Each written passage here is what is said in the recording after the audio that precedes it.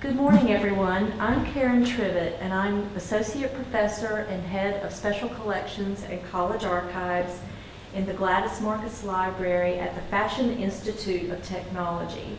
Today is November 5th, 2019, and it is approximately 10 minutes after 10 in the morning, and we are about to have our next episode of FIT Talks, which is the oral history program of FIT. And I am very happy to be joined today by Professor Barbara Arata-Gavere, who is a professor in the Fashion Design Apparel Department and a 1966 graduate of FIT. Welcome to FIT Talks. Thank you. Thank you. It's a joy to have you with us. And I want to begin everything, as I do with other interviews, to add some contextual information. If you will, please tell researchers a little bit about your childhood. Well, I grew up in a working class town in New Jersey called Union City.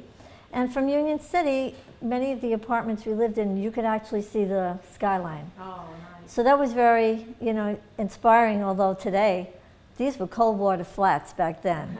These were not anything to be coveted, but that is where I lived, and I loved it. So we were pretty much, city kids, and we would see this beautiful skyline, and so sometimes that would tempt me, I wonder what's over there.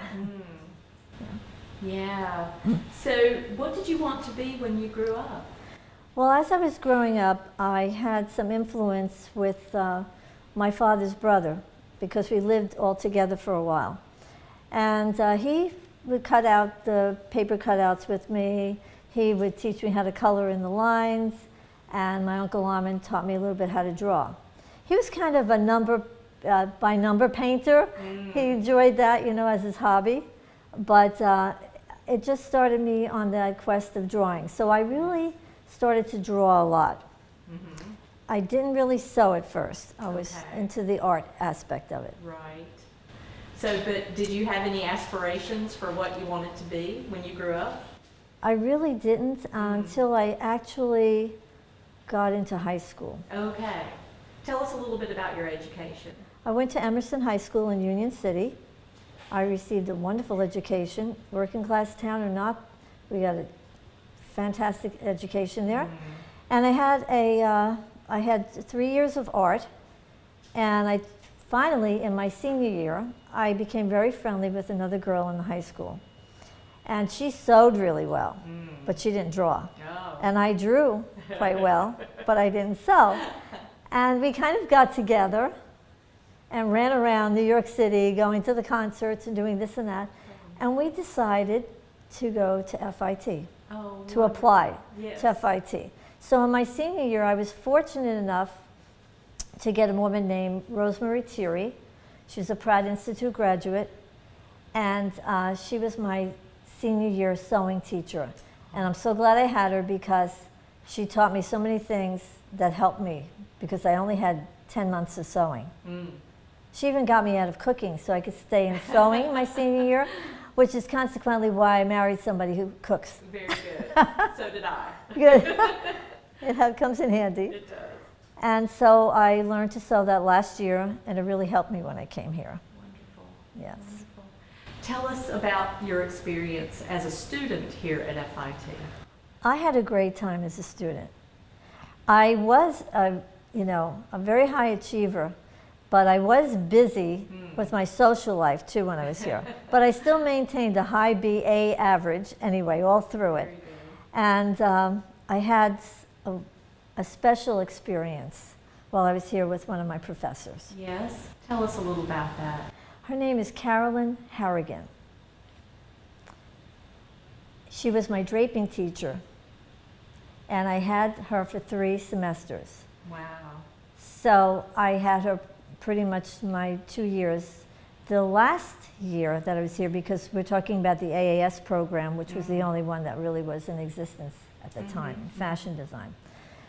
It was the big time of the year when everybody who was going to graduate had an opportunity to try out for the fashion show. Oh, yes. That's when they used to do the a fashion show at the AAS level because there was no BFA. Right. So we're all excited, and I was majoring in sportswear primarily because I really wanted to be with Professor Harrigan. And so I remember thinking, okay, well, I'll do swimwear. And this other friend and I, Arlene, who we had class together, and she also was going to do swimwear. Then one day Professor Harrigan comes into the draping class and says, you know, we've gotten some fabulous fake furs.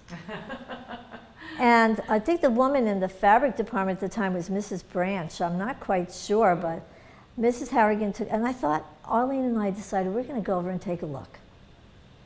And once we saw the faux furs, that was it.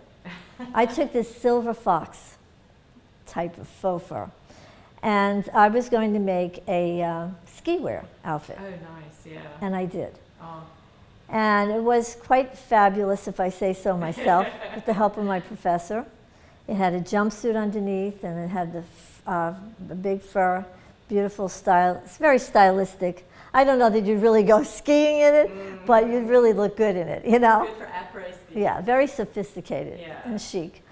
And so came the day when we were all trying out to get into.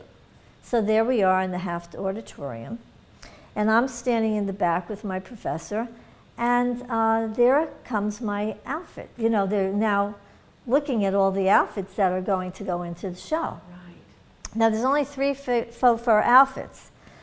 So one was mine, obviously.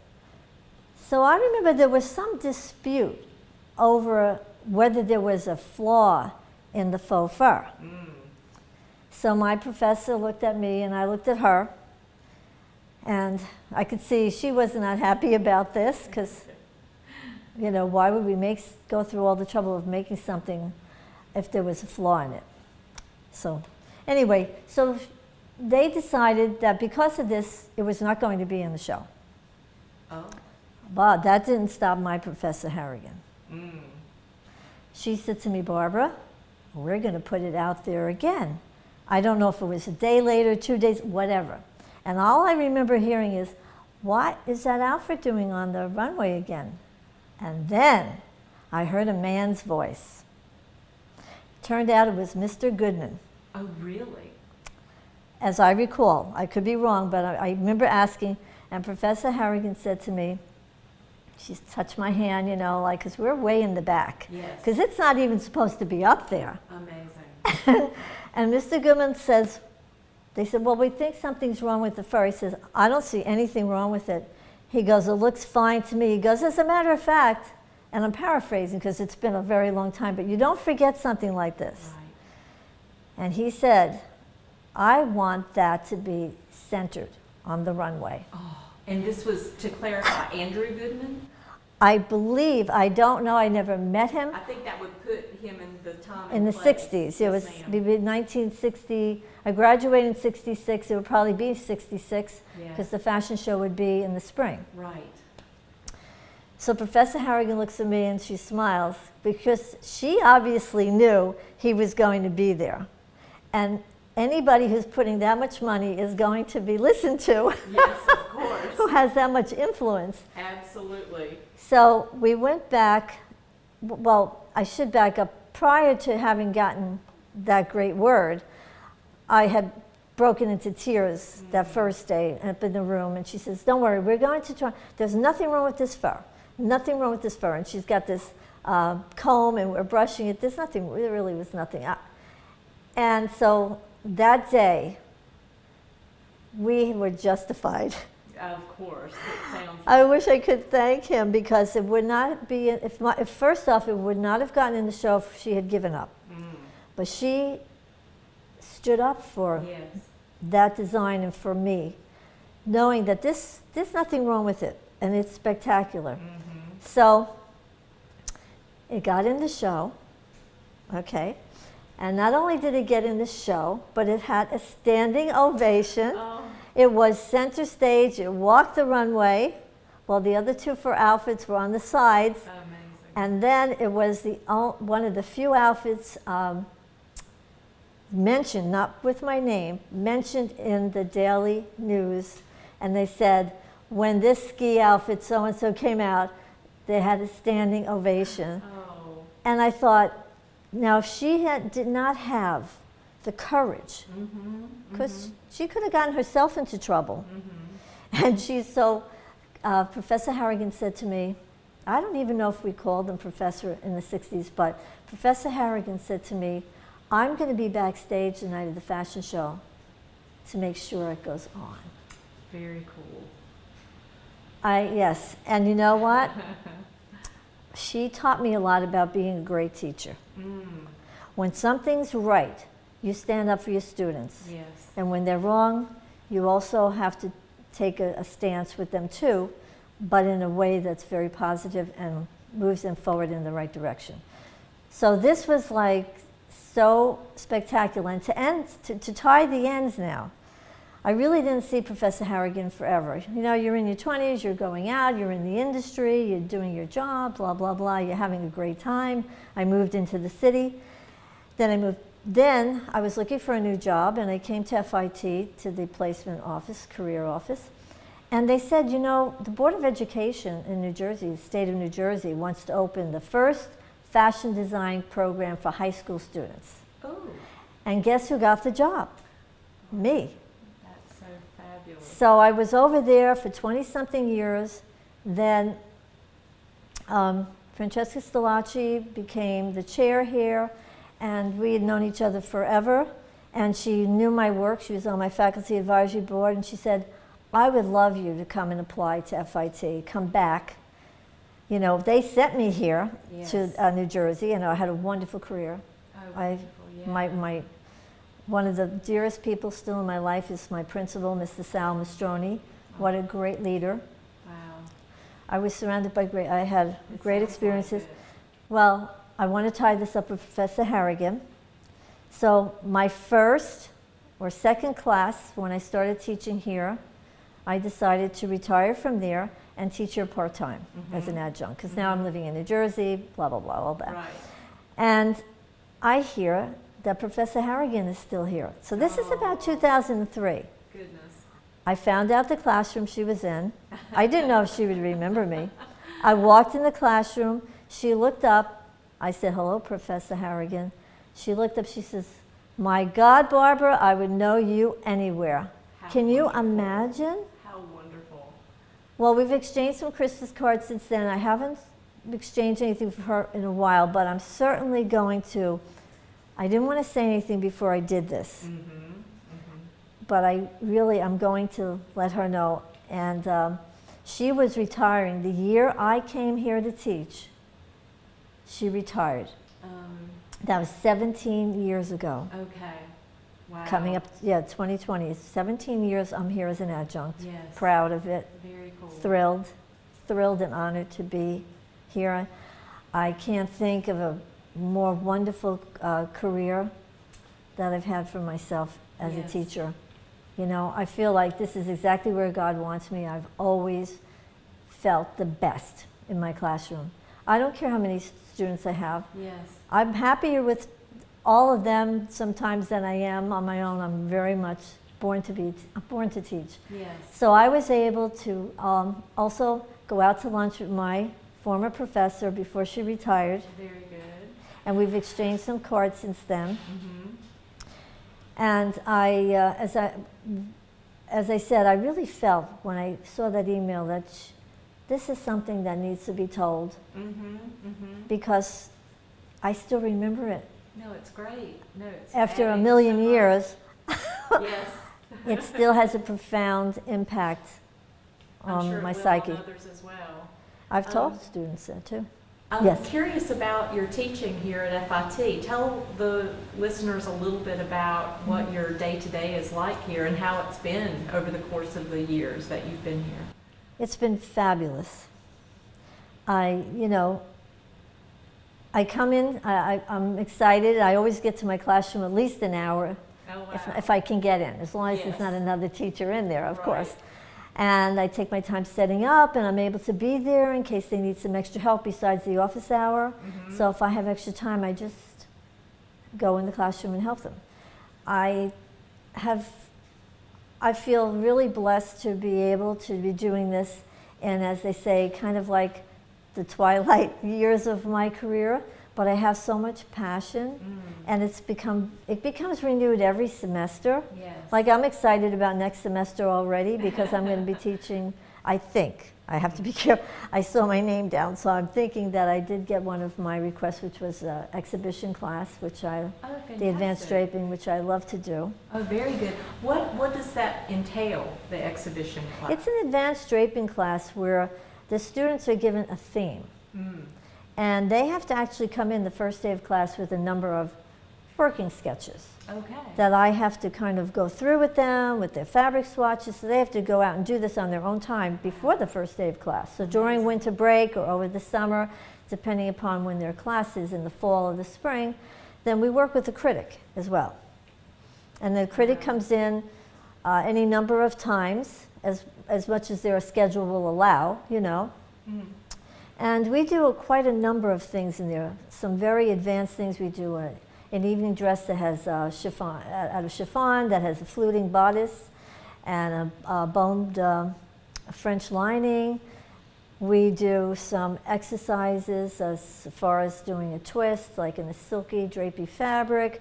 They do that great Pellon, you know, object design, which is always fabulous. You'll see them all over the showcases.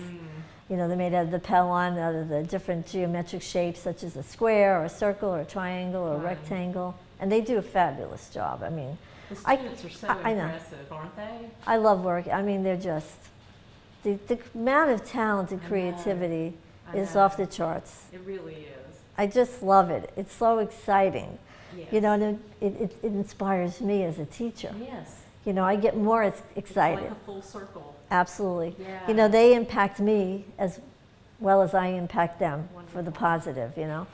And so then they do their final, with their term garment, which would be to try out for the exhibition. And then a certain number gets selected.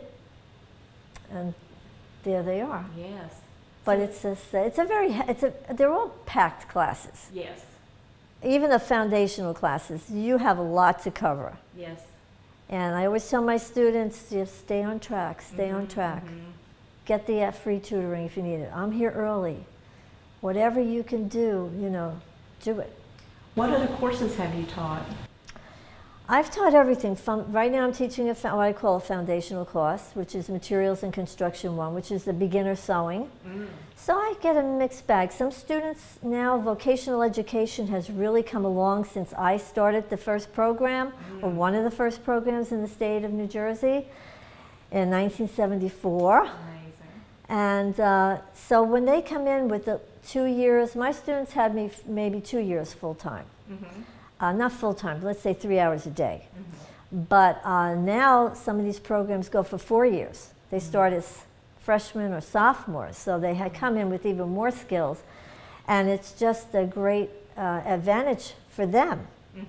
So I have this mixed bag, so I always try to find out who had the vocational training and, you know, try to move them along. I don't want them to have to sit and wait, and I don't want to rush the others. So I have my own method so that everybody's happy and moving along at the pace they should be. Right.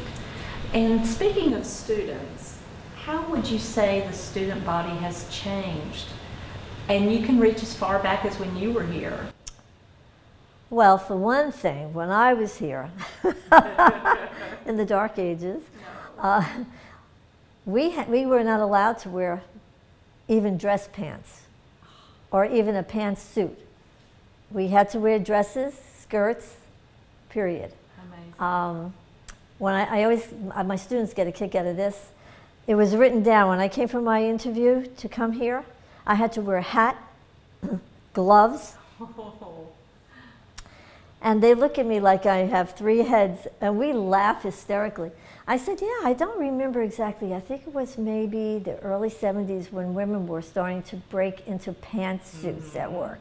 Even in the garment industry, which is always fascinating, you would have thought the fashion industry would have given more leeway to people during, but no, it didn't break. It didn't really start to happen until the 70s. I have my pants on today. I'm very happy to be able to come to FIT and wear slacks and not always have to wear a skirt or pants, especially in black jeans. You know, it's kind of like a signature piece for me. And so I would say just the physical appearance is very different of the appearance of the students. I'm not saying anything negative. Right. I'm just saying we came out of the 50s, you know, and we were still into that was the middle 60s when I came here. And by the end of the 60s and early 70s, I think probably that was the beginning of pantsuits So for a women. more relaxed approach or culture. Yeah, it changed. Mm-hmm. And I think that the creativity levels, well, the fashion industry has certainly changed. I mean, none of us came in with what was the word? Computer? There was no computer. Right. There was no word in the 60s. I mean, there might have been some companies that had a computer as big as this room. Exactly. That was like the beginning of, you know, the space age. It was like, that's crazy. That's never going to be, you know, these little tablets we have now. So I think that's another huge change, that the students are so much more technologically advanced where we didn't have any of that. So that's also challenging for them too, Yes. because those are additional courses that we did not have to take because it didn't exist. I'm always astounded by the course loads that students have to carry. Has that changed over time, or has it been pretty consistently heavy? Always been pretty heavy, but I have to honestly say I think it's heavier now. I think with the extra computer courses, because they still have to take, we did you know, revise the fashion program several times since I've been here and move things around a little bit, but the courses are packed. Yes. Well, you know, we not only want them to have all those you know, they come in as creatives. So we don't really make them creatives. You have to have that in you. That's the gift. But we can help bring it out and develop it and show them how to use their creativity and also how to embrace technology and how to have the technical skills to execute their ideas. Right. Very good. So you mentioned the ski jumpsuit story, but I want to ask if there are any other experiences that stand out for you in your tenure here as a professor at FIT. Well, the things that stand out really are the exciting moments of, you know, I think when I first came here to teach, you know, to me, it's just such an exciting thing. I mean, what greater thing can happen for me? I don't know about anyone else, but to me, what is the greatest privilege in the world that I would actually get to teach where I was a student? That's pretty stunning. It's stunning. Yes. To me, it's stunning. And I have to say that I was a little girl from Union City, and I worked really hard. I was what you would call an overachiever, and it steadied me well. And I knew in my heart that, you know, if I worked really hard and prayed really hard, and I combined all those things, all those parts of my life, you know, that I would be something. And you know, a lot of people don't look at teachers as somebodies. But I consider myself not as an arrogant somebody, but as somebody who has the influence to do good in so many young people and older people's lives. But I'm thinking mostly of the younger people who come here. Because I always tell them, I'm here to teach you technical skills and help you develop your creativity, that's true. But I'm also here to teach you how to build your character. So that you're a good human being, and that you're going to be a great professional and one that people want to work with on the job. Beautiful. Yeah. You mentioned influence. What person would you say has had the most positive influence on your life? Well, I think my parents, for sure. My mom was a stay-at-home mom. We're talking about, I was born in '46, so I remember, I'll say one thing, well, I remember, she always told me, you were, and to this day, when I'm lying in bed at night and I can't sleep because I'm worrying, she said, you think too much. You worry too much. And I say, you're right, Mom. And that's what I do. I lie in bed, I'll say, yeah, I know, Mom. I worry too much. I think too much. And you know, that might not seem like a lot, but think about, I still remember that. Yes. Because she wanted me to do well, but she didn't want to burden me by stressing me into saying, why didn't you do better than that? That's one thing about my mom. You know, she didn't have the advantage of having an education. You know, for them, they went through the Great Depression. They had to quit school. They had to go to work. They had to support 5, 6 kids, you know, for their parents. And my father was along with her with that. And her influence also was that she allowed me to be successful. She allowed me to go and do what I needed to do. Hence, she never taught me to cook. Hence, I didn't have all the chores that a lot of other kids had. That was unusual for that day. You know, and it was very unusual for my father, who was another great influence in my life, to actually work a second job to send me to FIT. So I wouldn't have, he said, you're not going to work, you're going to study. And he goes, the reason I'm doing it is because you were a National Honor Society student. Oh, nice. And I know you can do it. And honestly, I did get another degree from another college, but this degree is the one that has taken me all the way through my whole career. This is the education that has meant the most in my life. Wonderful. And my dad, one of the great things he said to me one day when I started teaching here, I'd already taught 20-something years, but I still was nervous, especially the first. Of course. And I felt my hand like shaking one day when I'm teaching something, and I say to myself, now stop this. You're a master at this. You're a master. Forget about that. They're people just like your other, they want to learn, and you can teach them. So I remember talking to my dad one night. I went downstairs, and because they lived with me for a 2-family house, and I told him about being concerned about making a mistake in front of my students. He says, don't worry about that. And I looked at him, he goes, the only people who don't make mistakes are people that don't do anything. Right. And you know what? That did it. It broke the ice. I forgot all about that, and all I did was care about teaching them. I tell my students that story. I said, because I tell them, so if I make a mistake, you're just going to have to deal with it. Yeah. Because I do a lot of things, and eventually I'm going to make a little mistake. I said, the key is I know how to fix it. And the other key is I don't do it very often. Very good. But, you know, those are the things. And of course, as I mentioned, my Uncle Ahmed, my father's brother, he would spend time with me. He was the sensitive one. It's so weird. The 2 brothers, day and night, 10 years apart. Uncle Armand was the young one. My father was the older William.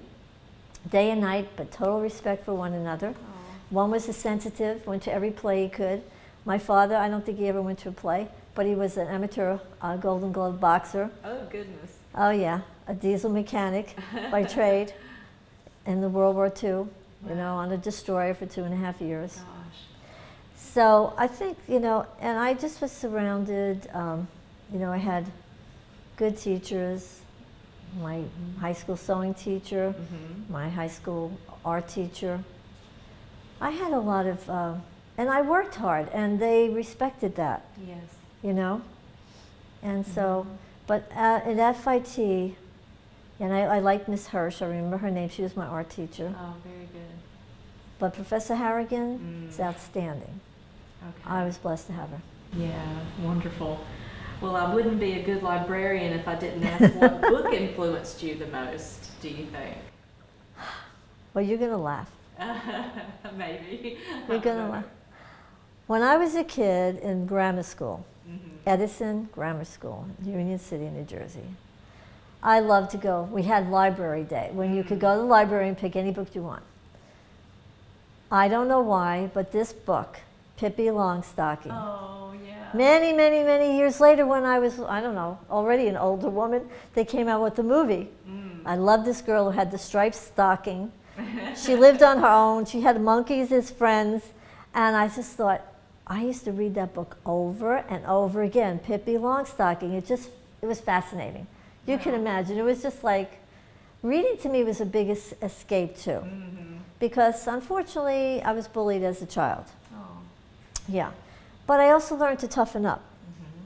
So that was kind of a good thing. So, you know, I saw this little girl. They had no idea eventually what they were dealing with when I learned to fight back. And, you know, and of course, a lot of books I enjoyed reading, but that always sticks in my mind. It came in my mind immediately. And I have to say, too, that, you know, the Word of God has great influence in my life. Very good. You know? Yeah. And that's, yeah, I always say in my heart, I'm exactly where God wanted me to be. This is not just a job to me. This is my mission in life, to be a great teacher, not a mediocre. And you do that by you start out, you have to know you have to be knowledgeable. Right. But you have to love those students. You know, you have to love people. Yes. If you don't really care about them as individuals, you know, you really don't belong in the classroom. Correct. In my opinion. I agree with And you. new teachers, I always tell them, first thing, you gotta love them. They'll drive you crazy at times, Yes. but that doesn't mean, you know, that's your challenge. That's your new challenge. Exactly. What would you say are your future plans? My future plans, and I always say this, as long as God gives me the ability, I will continue teaching at FIT. If I have other opportunities to teach that open up to me and I can fit them in my schedule, I will. Sometimes, you know, a little private tutoring. I also will, you know, sometimes within my church, if somebody would like to learn that, you know, I have no qualms in just, you know, do volunteer my time Sure. to, yeah. Very good. I just love working with the people and seeing them develop. You know, it's fantastic. Yeah, it's fantastic. Well, you remember your Professor Harrigan so fondly. How would you like your students to remember you? I would like them to remember me as somebody who made a difference in their life. Yes. That they'll think about some of the things I've taught them, not just technically, but also as a character building. And that they will realize that one of the things I try to instill in them is to remember it's hard work. Yes. It's really hard work. And I always tell them, I've worked hard. God's opened many doors for me. I've had good contacts, but I have to say, once I got through that door, I had to do it. Exactly. Nobody was going to do it for me. And I said, well, I do what I have to do. And I hope that I want them to go on to have great lives, and I want them to go on to have meaningful lives.